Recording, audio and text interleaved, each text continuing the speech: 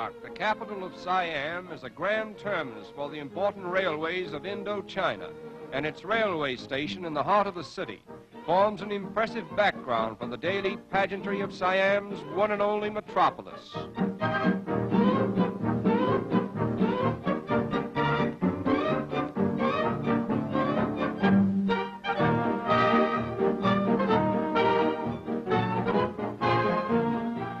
Bangkok is said to cover more land area than any other city in the world except London. Its wide thoroughfares and paved streets are a fitting memorial to the foreign engineers who helped to reclaim the land from canals and marshes. But centuries before this, Bangkok had built its world-famous Buddhist temples, and they stand today as colorful symbols of an abiding faith. Buddhism, the national religion of Siam, was founded in India about 600 years before Christ by Gautama Buddha, a wealthy prince who relinquished all his earthly possessions in order to teach what he thought was a better way of life for himself and his fellow mortals.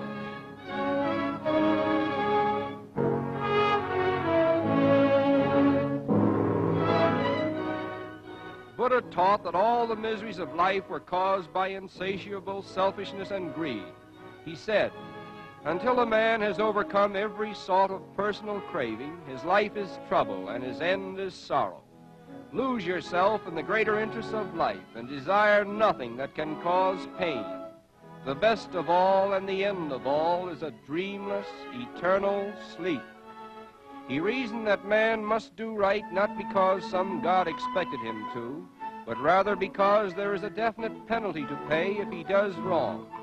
His teachings were founded more upon reason than faith, and his chief aim was for knowledge rather than morality.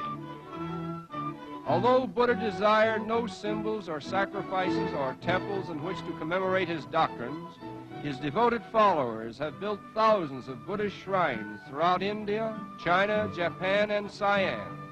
And today, the simple creed that was born in the heart of a young prince over 25 centuries ago is said to have more followers than any other religion in the world.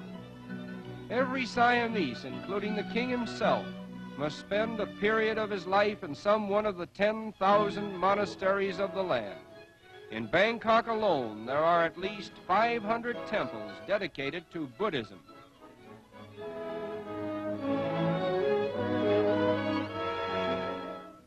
The chief entertainment of the Siamese people is found in national dancing, through which the drama of life is enacted and many a folklore is preserved. In this instance, the demon with the green mask is trying to steal a pearl or a silver ball from the daughter of Neptune, and each movement of her delicate hand symbolizes a thought in the story.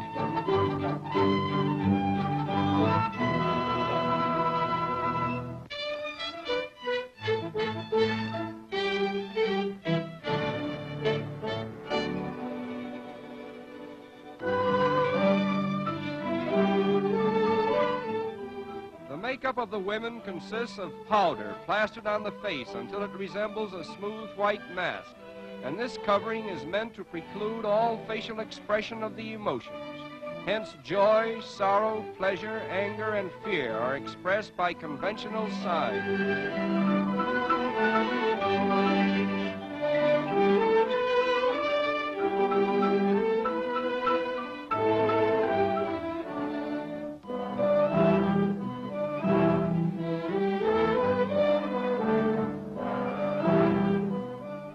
Dancers who are the most popular are those who can bend their fingers back as far as their wrists, an achievement that is the supreme desire of every Siamese dancer.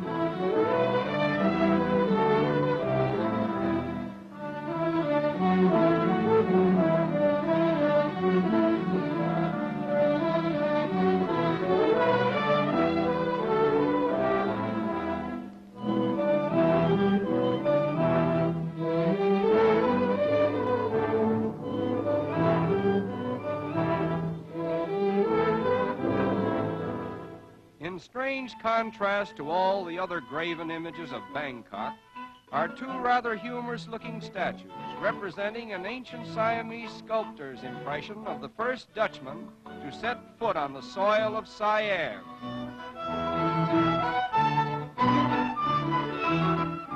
And now we come to the everyday life that is typical of Bangkok, a city that has been called the Venice of Asia because of its vast network of picturesque canals, upon which almost 1 million inhabitants ply their trades and live their lives.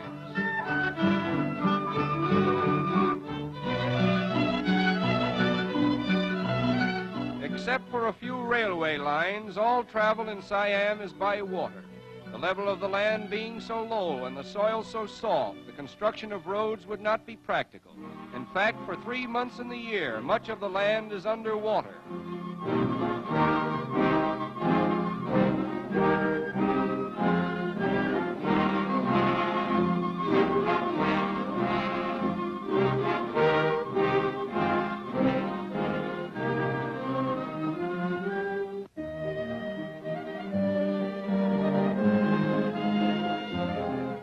The products of the soil consist of rice, sugarcane, coconuts, teak, and all kinds of fruits, which are loaded in boats and paddled up to Bangkok.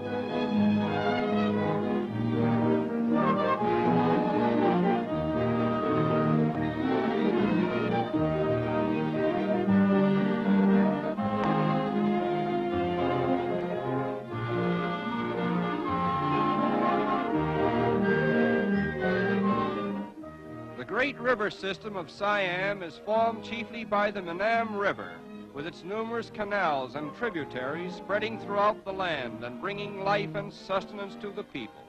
In fact, this great river, with the plains which it alternately floods and drains, constitutes Siam itself, for the prosperity of the country depends largely upon its whims.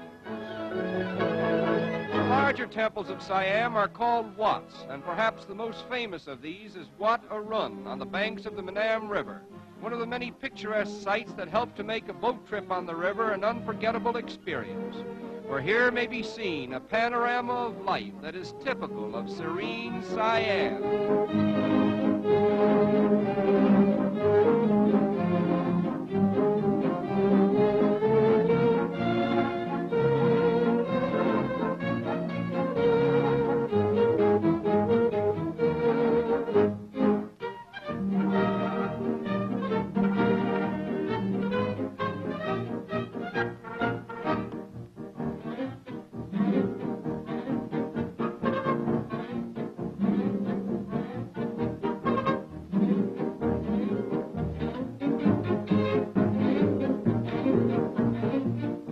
It is here that we conclude our visit to the Royal Kingdom of Siam, where 12 million souls live their lives in partial seclusion from the outside world, apparently at peace with nature and content with the simpler things of life.